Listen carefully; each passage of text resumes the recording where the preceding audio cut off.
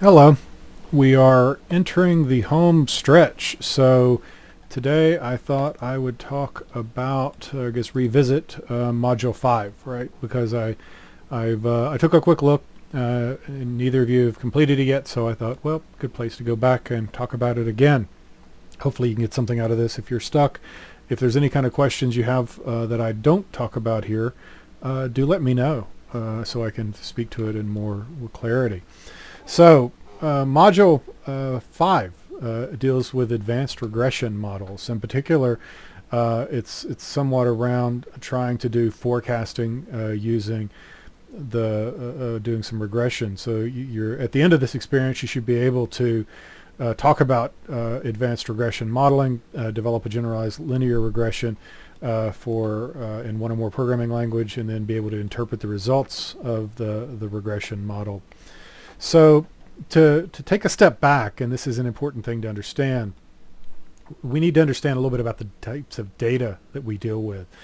There's, broadly speaking, three types here that we'll talk about. Time series is the one that's most interesting for what we're talking about from forecasting, because generally speaking, when you're forecasting something, there's a time element. That's what your forecasting is, based upon some sort of a time sort of increment what happens. So when we're talking about time series, we're talking about military spending by year from 1970 to present for one country, so like the United States. So it's essentially a single series of values with a temporal element. That time piece matters. So whenever you're looking at the year of 1970 versus 1971, the fact that those are two different things is what is important. It's kind of stating the obvious, but sometimes you have to state the obvious in order to kind of gain some insights. When we talk about cross-sectional, it's data where time doesn't really matter. An example is the SAT scores of high school students in the United States for a given year. So what were the SAT scores in 2019 as an example? And so the idea there, it doesn't matter what happened at 9:05 or on even a given day. If those SAT scores are being accumulated over several different weeks, then it really doesn't matter, because we're looking at the entire period of 1 year. And so it is cross-sectional. That is the technical term. We're taking a cross-section of the data. A panel is kind of a combination, right? So you're talking about data from multiple sources over time. It's also sometimes called a longitudinal data. So you may hear things like longitudinal study in research, and the idea there is you look at data points over a series of time.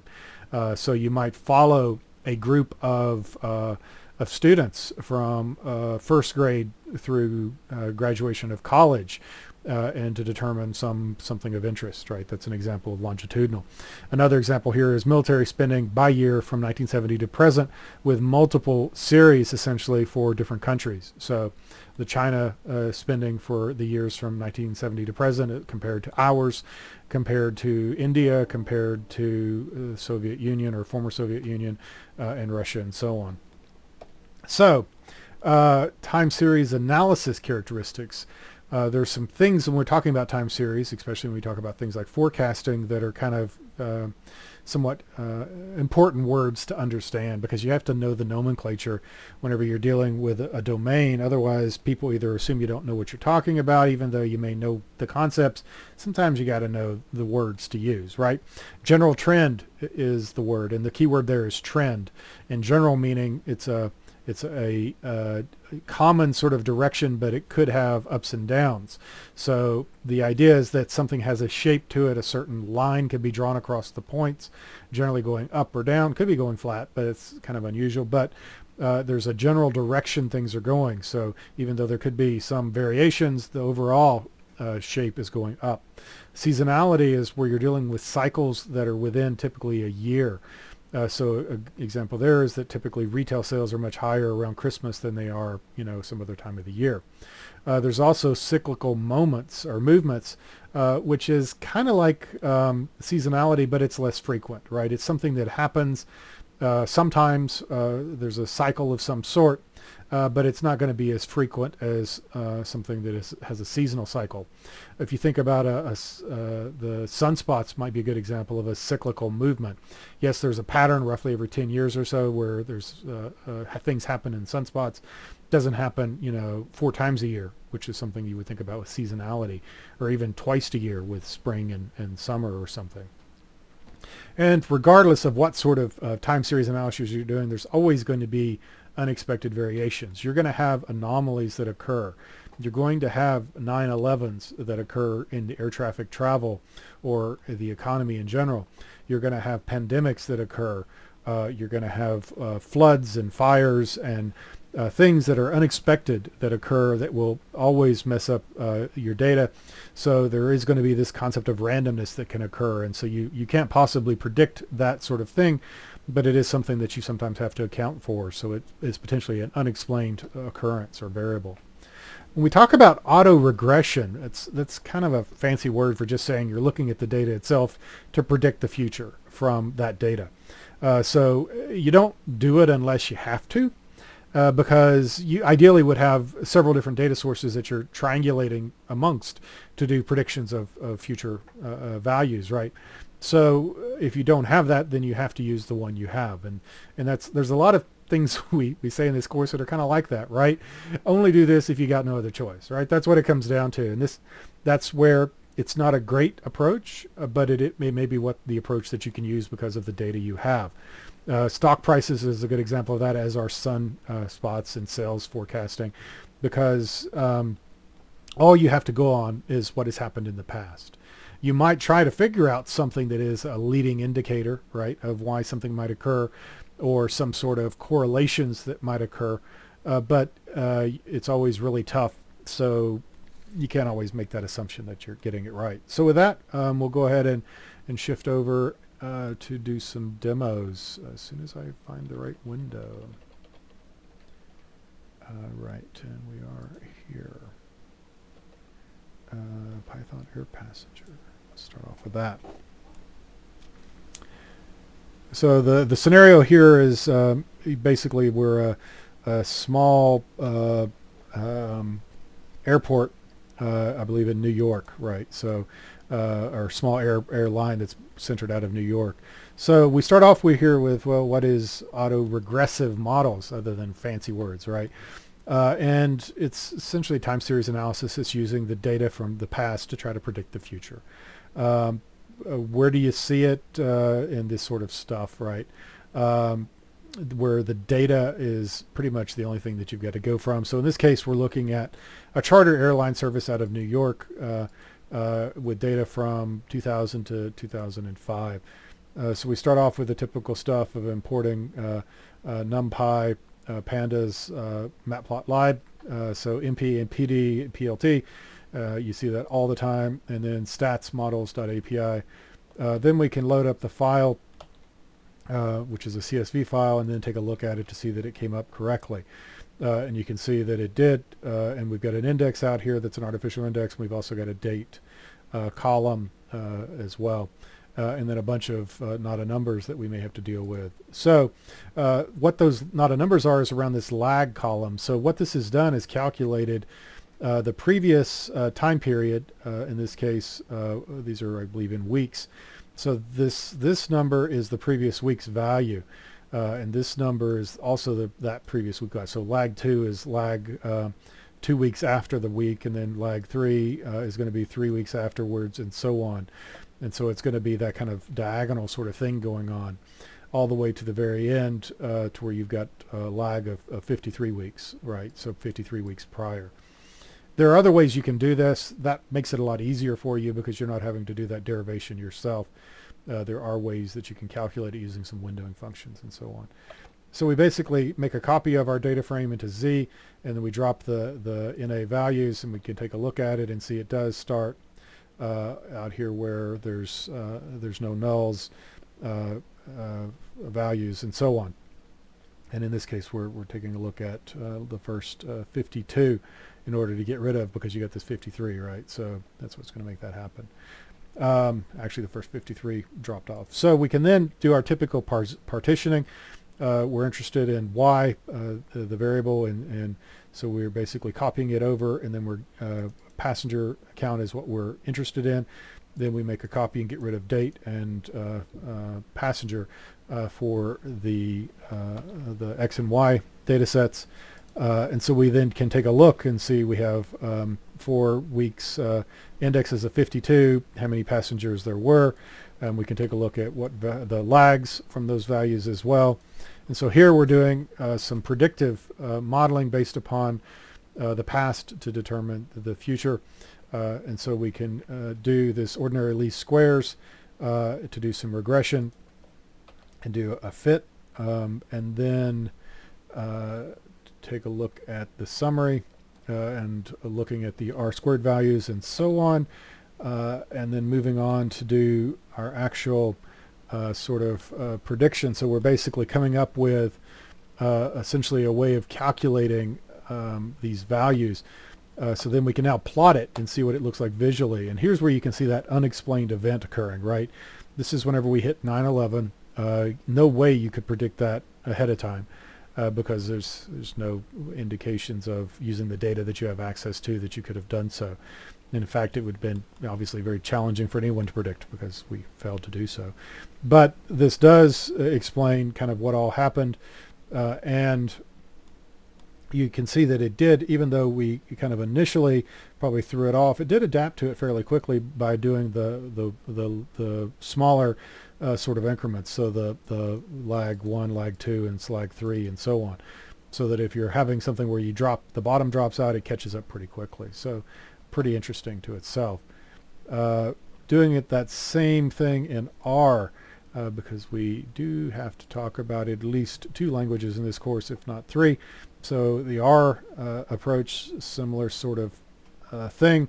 Basically load up so our libraries that we need, and then we pick the file that we're going to load, and we load it and take a look at the head, and also take a look at doing our essentially our splitting. I believe that's what we're doing through there, and then we're doing our similar sort of calculation of the model, and then doing the graph. And again, in 5 cells, we did what took Python, quite a bit more than 5, although this does have more narrative in it. So again, very similar graph, very similar pattern. So with that, we'll go over to auto regression. As soon as my computer comes back. There we go.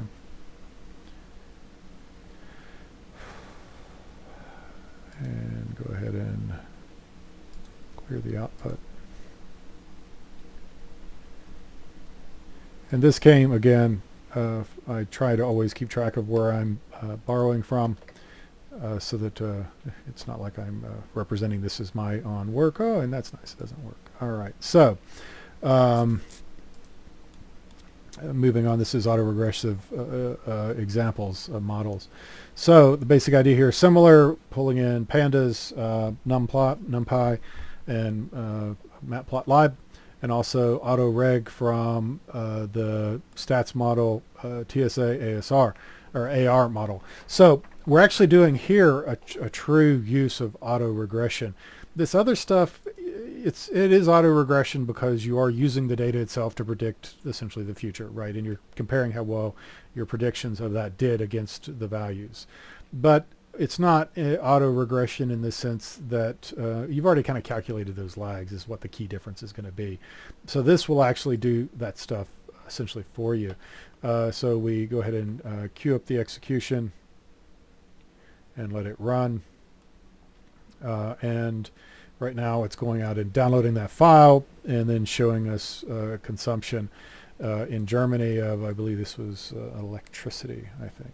And so as you can tell, the data frame, let's go ahead and take a quick look.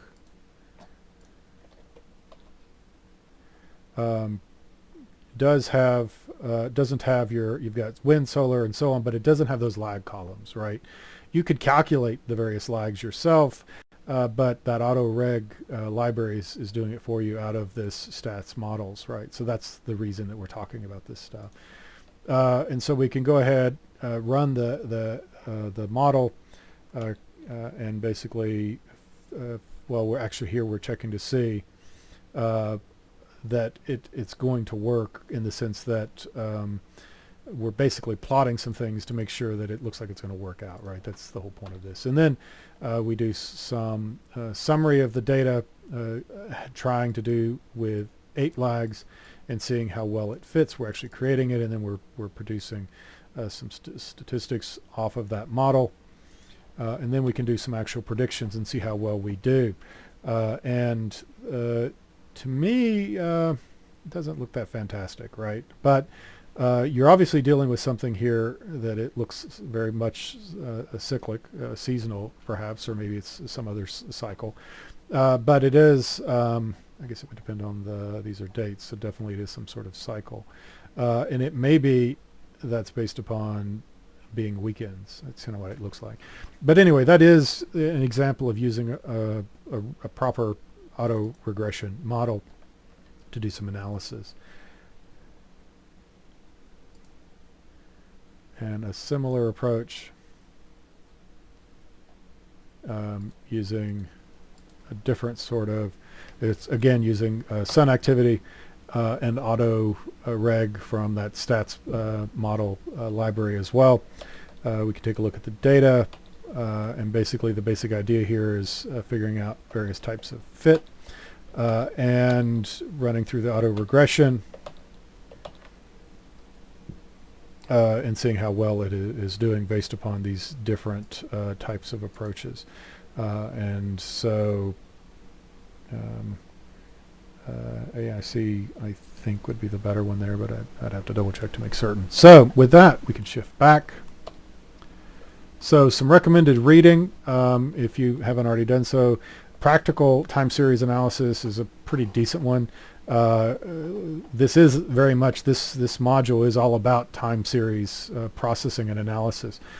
So do spend some time taking a look at that. Another discussion here is around our deliverable 5 of using regression to forecast new customers. So not surprisingly, you're doing some advanced regression modeling here to forecast new customers. So you're a data scientist working at Frostbite Falls Bank. Your bank's collected a lot of data on new loans over time. You want to know if you can predict how many new loans will originate over the next year. Paul Fries has asked you to take a look at the data and look for trends. This is actually something that happens a fair amount. Trend analysis is something that is of a great deal of interest in the business and financial world, because if you can predict it, then you can do things like make sure your inventories are appropriate, maybe staffing is appropriate, and so on. So your instructions is to develop a regression model to make loan predictions. You'll select one or more of the following programming languages: SAS, Python, or R. Mastery is achieved by demonstrating in more than one language, so 2 languages. And for each of the programming languages, do the following. First, you create a linear regression model that predicts the number of new loans given the number of loans generated in the past. Keep the model as simple as possible while still striving for accuracy. So again, you're just, this is regression, right? So don't make it harder than it has to be. Generate a time series graph that shows the predictions of your model as well as the true values. So how well did you do? Similar to some of these graphs that we saw over here, right, of how well did we do predicting the passengers, right, with a nice little graph here that's showing it. This is kind of the bare minimum, doesn't have your kind of your labels and keys and all that good stuff, but that sort of graph. And again, it's all about keeping it pretty simple. This is actually, I think, a fairly straightforward assignment. In fact, reminiscent of something you've probably done in previous courses. And then discuss the model and whether it makes sense from a business standpoint. So does the results that it's presenting seem to jive with what you would expect, and does it make sense from a practical perspective? and then forecast the monthly loan origination for the next year using your model and Excel, our favorite data science tool, Excel. So basically find a way to do some forecasting of how much is going to originate in Excel. And what do you submit? A separate text file for each one of the programs that you write in each of the languages. Also a Microsoft Word document that's going to include both some pictures and probably a bit of a narrative talking about the memo that you're going to write down there below. So those are kind of one and the same. And also a copy of the Excel spreadsheet that incorporates one or more of the model formulas needed to predict monthly loan originations for the coming year. Also, you might want to include that as a screenshot in your Word document as well and make the Excel spreadsheet essentially a supporting piece of information. So when we talk about the data, you can see that they've calculated the lag for you, so you don't have to do that. So you don't have to use a proper auto regression model. You just can use similar to what we did here, right? So very much a bit of a regression thing. Also, you can kind of tell these coefficients. It kind of looks like something you might probably want to put into Excel. Just a thought, because those are essentially the coefficients of the lag, right? So pretty interesting there that the 1 week, the most current week, seems to be the most leading. The one that the previous week is what gives you kind of the highest weight, right? Kind of interesting. And so here's you've got a similar sort of thing where you've got your various loans over the past staggered number of months. Your rubric, as always, you guys go for the mastery column. You've been doing great so far. I have no expectation you'll do otherwise. But basically for your criteria 1, multiple programming languages, right? So Python and R has been what we've been doing so far. It's up to you. Pick whatever two that are appropriate. The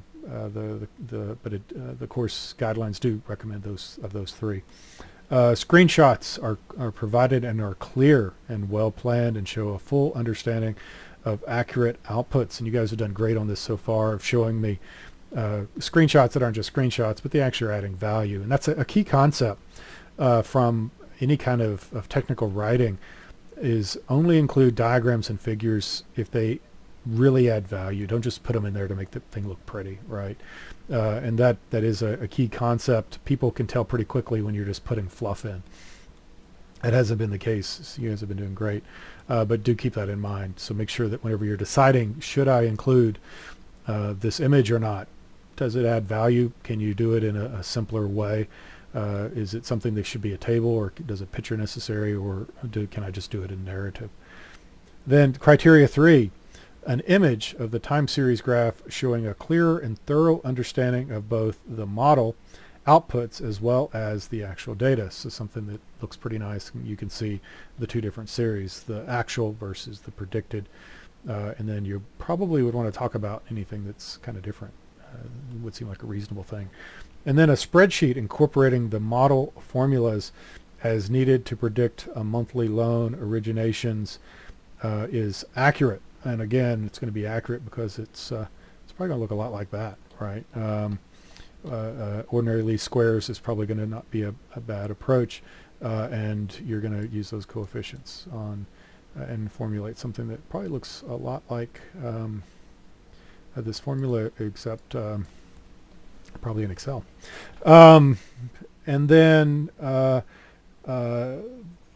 clear and thorough discussion of the model and how it predicts future loan origination. That's probably going to talk about each one of those factors, the lags, right, of which one is the most indicative. And it'll be interesting. I would kind of expect that the most recent is probably going to have the most weight, but who knows? It could be a very seasonal in nature, so it could be something with a longer line. Clear and thorough presentation of predicted loan originations for the coming year. So taking that and turning it into something that is predictions of the next year based upon just basically adding more time. And then a clear and thorough discussion of observations related to trends and months that have higher loan originations. So you're going to look for those anomalies and talk about them. So why did that happen, and so on. So something that is definitely worth your time. And so with that, I'll go ahead and shift back over here and show my latest sort of stuff I've been playing with. And that it comes down to, I've been looking into these, and I'm trying to find a document. Where did I put that? And resources, is where I put it. These Jupyter extensions, cool stuff. You guys should take a look at it. And so it's pretty straightforward, but one of the things you'll see on my Jupyter is I've got this tab over here called NB extensions, right? That was showed up after I did this. So first of all, you want to do a pip install Jupyter underscore. Let me make that big so you can see it, right? Because this is important. Not that the other stuff hasn't been important, but this is cool stuff. So pip install Jupyter notebook extensions underscore configurator, right? So maybe not the best name, but once you do that, then you'll see this tab show up. But there won't be anything in it, right? Because you don't have any extensions installed. So this is the configurable notebook extensions. It also defaults initially to being checked, right? So you can't really do much. So you uncheck it. So you're going to not necessarily say that they have to be explicitly compatible. But once you do that, then the next step is to go and install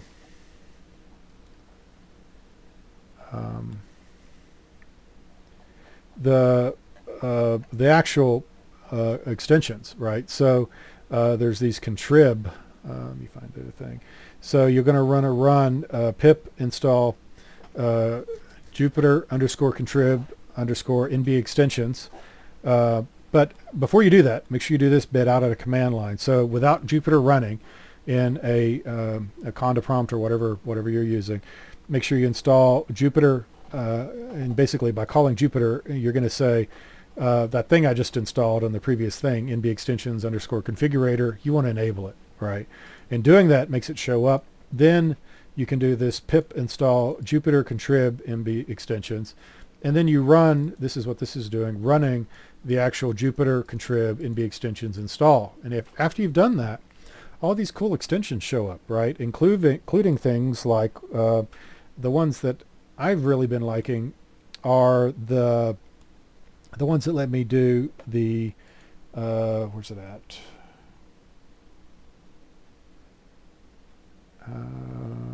Add before. This is really cool because what that'll let you do is whenever you're in a notebook, you can see here I have these two things. I can add it above or I can add it below.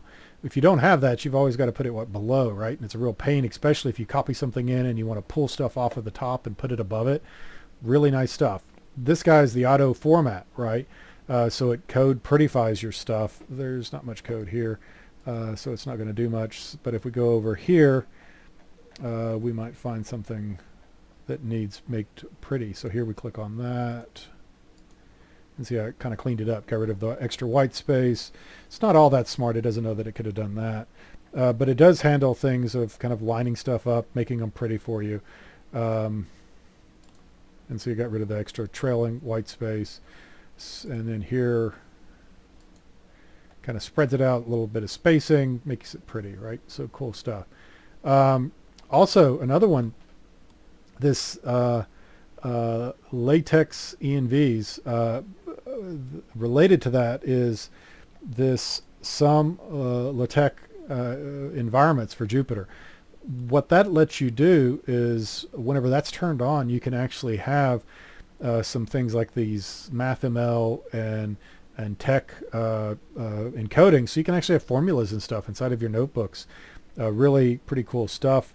Also, the tab and execute time, my favorite, shows up here every time after I run a cell. You can see how long it took to run, and it kind of does so in a nice little pretty sort of way. It goes green and then it's done. So that's another cool one. So you probably want to spend some time doing that. There's also like a line number toggle, so you can switch your line numbers on and out. There's let me find that one. Toggle all line numbers. So probably we'll have to, and it is enabled, probably have to reload.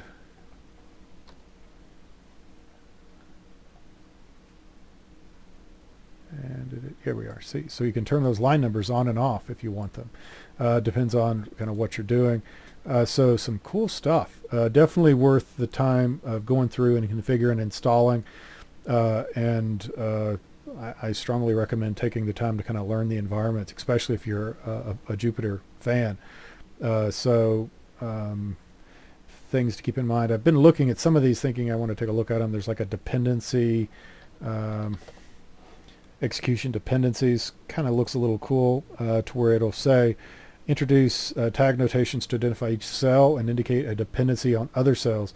So basically upon running a cell, its dependencies are run first to prepare all the dependencies. So if you're like me, you have a tendency sometimes to skip down in partway through your notebook and then things don't work, right? So let's, for fun, we'll go ahead and install that, enable it, and then go into here, do a kernel, restart and clear all, and then refresh so that it takes effect. We know it worked if the line numbers are there now. So in theory, based upon that, I should be able to come down in here and run this cell, right? Yeah, that didn't work. All right, so maybe I need to spend more time figuring out how it actually works, or maybe it didn't really take.